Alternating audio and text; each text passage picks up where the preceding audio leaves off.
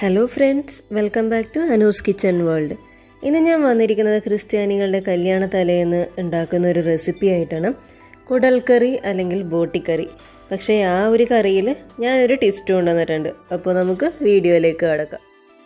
ഞാനിവിടെ എടുത്തിരിക്കുന്നത് 600 ഗ്രാം കുടലാണ്. നന്നായിട്ട് തന്നെ ക്ലീൻ ചെയ്ത് വന്നിട്ടുള്ള കുടലാണ് ഇപ്പോൾ കിട്ടിയിരിക്കുന്നത്. നമ്മൾക്കിത് ചെറിയ ചെറിയ കഷ്ണങ്ങളായിട്ടൊന്ന് അരിഞ്ഞെടുക്കാം. കുടലെല്ലാം ചെറിയ കഷ്ണങ്ങളായിട്ട് നന്നായിട്ട് അരിഞ്ഞെടുത്തിട്ടുണ്ട്. ഇനി നമ്മൾക്ക് നന്നായിട്ട് കഴുകിയെടുക്കണം. കഴുകിയെടുക്കുന്നതിനായിട്ട് ഞാൻ ആദ്യം തന്നെ കുറച്ച് നല്ല വെള്ളം ഒഴിച്ച് 2 തവണ കഴുകിയെടുത്തു. അതിനുശേഷം കുറച്ച് മഞ്ഞളും ഉപ്പും ഇട്ട് കഴുകി. അതിനുശേഷം കുറച്ച് ചൂടുവെള്ളം ഒഴിച്ച് 5 മിനിറ്റ് വെച്ചതിന് ശേഷം മാത്രമാണ് ഞാനിത് കറിക്കായിട്ട് യൂസ് ചെയ്യുന്നത്. ഒരു കുക്കറിലേക്ക് നന്നായി കഴുകി വൃത്തിയാക്കിയ കുടലെല്ലാം ചേർത്ത് കൊടുത്തിട്ടുണ്ട്. ഇതിലേക്ക് ഞാൻ 1/2 ടീസ്പൂൺ മഞ്ഞൾപ്പൊടി ചേർത്ത് കൊടുക്കുന്നുണ്ട്. ആവശ്യത്തിന് ഉപ്പ്, കുറച്ച് വെള്ളം, ഇതെല്ലാം കൂടെ ചേർത്ത് നന്നായിട്ട് മിക്സ് ചെയ്ത് നമ്മൾക്കിതൊന്ന് വേവിച്ചെടുക്കാം. ഞാനിവിടെ 5 വിസിൽ വരെ അടുപ്പിച്ചിട്ടുണ്ട്. നമ്മൾക്കിതൊന്ന് തുറന്നു നോക്കാം. കുടൽ കുറച്ചും കൂടെ വേവാനുണ്ട്. ഈ സമയത്ത് സാധാരണയായി അത്താഴൂണുകൾക്ക് നമ്മൾ കടല ഇടാറില്ല. പക്ഷേ കടല ചേർത്താൽ ഈ കുടൽക്കറിയുടെ കൂടെ ഒരു പ്രത്യേക ടേസ്റ്റുമാണ്. ഞാനിവിടെ എടുത്തിരിക്കുന്നത് 3 പിടി കടല 4 മണിക്കൂർ വെള്ളത്തിൽ കുതിർത്തതാണ്. ഇതുകൂടെ നമ്മൾക്ക് ഇതിലേക്കിട്ട് നന്നായിട്ടൊന്ന് മിക്സ് ചെയ്തതിന് ശേഷം വേവിച്ചെടുക്കാം.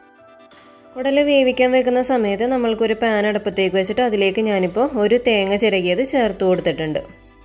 ഇടയ്ക്കിടയ്ക്ക് കുറച്ച് വെളിച്ചെണ്ണ ഒഴിച്ചു കൊടുത്ത് നമ്മൾക്കിത് നന്നായിട്ടൊന്ന് വറുത്തെടുക്കാം. അതോടൊപ്പം തന്നെ ഞാനിവിടെ 2 വെളുത്തുള്ളി അരിഞ്ഞതും കൂടെ ചേർക്കുന്നുണ്ട്. ഒരു ബ്രൗൺ കളർ ആവുന്നത് വരെ നമ്മൾക്ക് തേങ്ങ വറുത്തെടുക്കാം. തേങ്ങയുടെ കളറൊക്കെ ചെറുതായിട്ട് മാറി തുടങ്ങുമ്പോഴേക്കും നമ്മൾക്ക് ഇതിലേക്ക് ഒരു തണ്ട് കറിവേപ്പില കൂടെ ചേർത്ത് കൊടുക്കാം. ഇപ്പോൾ തേങ്ങ നന്നായിട്ട് മൊരിഞ്ഞ് വന്നിട്ടുണ്ട്. ഈ സമയത്ത് നമ്മൾക്ക് 1/4 ടീസ്പൂൺ മഞ്ഞൾപ്പൊടി ചേർത്ത് കൊടുക്കാം. അതിനുശേഷം 4 ടീസ്പൂൺ മല്ലിപ്പൊടി ചേർത്ത് കൊടുത്ത് നന്നായിട്ട് മിക്സ് ചെയ്യാം. മല്ലിപ്പൊടിയുടെ പച്ചമണം മാറി വരുമ്പോഴേക്കും നമ്മൾക്ക് ഇതിലേക്ക് 1/2 ടീസ്പൂൺ ഗരം മസാലയും കൂടെ ചേർത്ത് സ്റ്റൗ ഓഫ് ചെയ്യാം.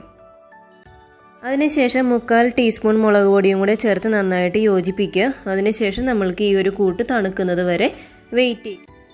തേങ്ങ നന്നായിട്ട് തണുത്ത് വന്നിട്ടുണ്ട്. ഈ സമയം നമ്മൾക്കൊരു മിക്സിയുടെ ജാറിലേക്ക് ഇട്ടിട്ട് നന്നായിട്ടൊരു പേസ്റ്റ് പരുവത്തിൽ അരച്ചെടുക്കാം. വെള്ളമൊന്നും ചേർക്കേണ്ട, അല്ലാണ്ട് തന്നെ നന്നായിട്ട് അരഞ്ഞു കിട്ടും. കുടലും കടലയും വേവിക്കാൻ വെച്ചിട്ട് ഇപ്പോൾ കുറച്ച് സമയം കഴിഞ്ഞു. 4 വിസിലടിച്ച് ഞാൻ ഓഫ് ചെയ്തിട്ടുണ്ട്. ഇപ്പോൾ അതിൻ്റെ വിസിലെല്ലാം പോയി. നമ്മൾക്കിതൊന്ന് തുറന്ന് നോക്കാം. കുടലും കടലയൊക്കെ നന്നായിട്ട് വെന്ത് കിട്ടിയിട്ടുണ്ട്. നമ്മൾക്കിതൊന്ന് മാറ്റി വയ്ക്കാം. അതിനുശേഷം ഒരു മൺചട്ടി ഞാനിപ്പോൾ അടുപ്പത്തേക്ക് വെച്ചിട്ടുണ്ട്. ഇതിലേക്ക് ഞാൻ 2 ടേബിൾ സ്പൂൺ വെളിച്ചെണ്ണ ചേർത്ത് കൊടുക്കുന്നുണ്ട്.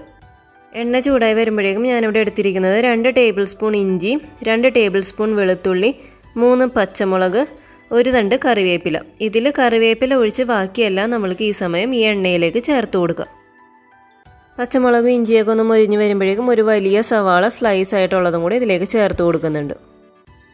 അതോടൊപ്പം തന്നെ 1 തണ്ട് കറിവേപ്പിലയും ചേർത്ത് നന്നായിട്ട് വഴറ്റിയിടുക. സവാളയൊക്കെ നന്നായിട്ട് മൊരിഞ്ഞ് വന്നിട്ടുണ്ട്. ഈ സമയത്ത് നമ്മൾക്ക് 2 ഓപ്ഷനാണ് ഉള്ളത്. ഒന്നില്ലെങ്കിൽ നമ്മൾ തേങ്ങ വറക്കുന്ന സമയത്ത് എല്ലാ മസാലയും കൂടെ ചേർത്ത് വറുത്ത് നമ്മൾക്ക് അരച്ചെടുക്കാം. അതല്ലാന്നുണ്ടെങ്കിൽ ഈ ഒരു സവാള നന്നായിട്ട് മൊരിഞ്ഞ് കഴിയുമ്പോൾ ഇതിലേക്ക് നമ്മൾക്ക് മസാല ചേർത്ത് കൊടുക്കാം. ആദ്യം തന്നെ 2 ടീസ്പൂൺ മല്ലിപ്പൊടി ചേർത്ത് കൊടുക്കുന്നുണ്ട്. അതിനുശേഷം 1/4 ടീസ്പൂൺ മുളക് പൊടി ചേർത്ത് കൊടുക്കുന്നുണ്ട്. 1/2 ടീസ്പൂൺ ഗരം മസാലയും കൂടെ ചേർത്ത് നന്നായിട്ട് മിക്സ് ചെയ്തെടുക്കാം.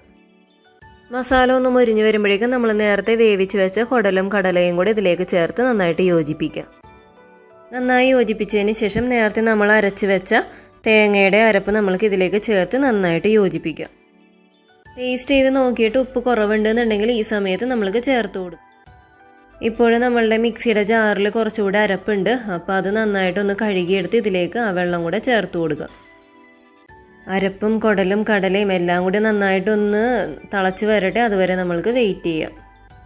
നമ്മളുടെ കറി ഇപ്പോൾ ഓൾമോസ്റ്റ് റെഡി ആയിട്ടുണ്ടൊന്ന് ചെറുതായിട്ട് കുറുകുന്നത് വരെയും കൂടി നമ്മൾക്ക് വെയിറ്റ് ചെയ്യാം. പിന്നെ നിങ്ങൾ കുടൽ വാങ്ങുന്ന സമയത്ത് കുറച്ച് നെയ്യുള്ള ഭാഗമൊക്കെ എടുക്കുവാണെങ്കിൽ നല്ലത്. ഒട്ടും നെയ്യില്ലാത്ത കുടലാണെങ്കിൽ ടേസ്റ്റും അതനുസരിച്ച് കുറവായിരിക്കും. അപ്പോൾ നിങ്ങളെല്ലാവരും വാങ്ങിക്കുമ്പോൾ അതും കൂടി ഒന്ന് ശ്രദ്ധിക്കുക. നേരത്തെ നമ്മൾ ഒഴിച്ചു കൊടുത്ത വെള്ളം എല്ലാം പറ്റി നന്നായിട്ടൊന്ന് കുറുകി വന്നിട്ടുണ്ട്. ഈ സമയം നമ്മൾക്ക് സ്റ്റൗ ഓഫ് ചെയ്തിട്ട് സെർവിങ് പ്ലേറ്റിലേക്ക് മാറ്റാം.